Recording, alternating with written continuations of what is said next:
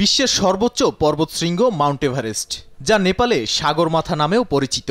এটির উচ্চতা সমুদ্রপৃষ্ঠ থেকে প্রায় ২৯,০০০ ফুট।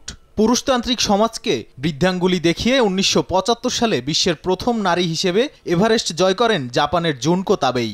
এরপর মাউন্ট এভারেস্টে আরোহণ করে নিজ দেশের পতাকা উড়িয়ে অনেক নারী হয়েছেন ইতিহাসের সাক্ষী।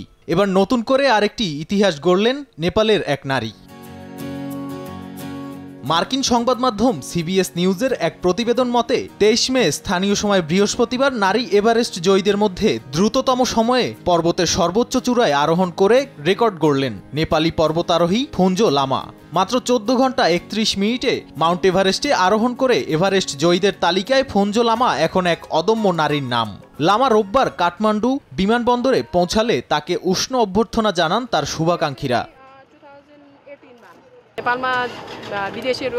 বিশ্বের বিভিন্ন প্রান্ত থেকে মানুষের আশীর্বাদ আর ভালোবাসা আমার সঙ্গে ছিল। তাদের শুভকামনাই আমাকে এত দ্রুত সময়ে এভারেস্টের চূড়ায় পৌঁছার সাহস জুগিয়ে সফল করেছে। নগদে ৫০০ টাকা বা তার বেশি পেমেন্টে পেতে পারেন ঢাকায় জমিসহ ২০ কোটি টাকার পুরস্কার।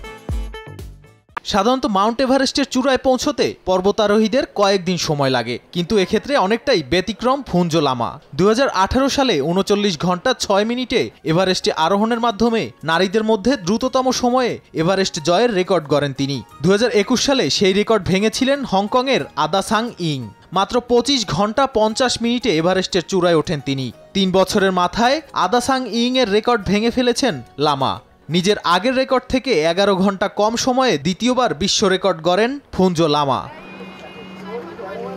নাদিম মারজান, সময় সংবাদ।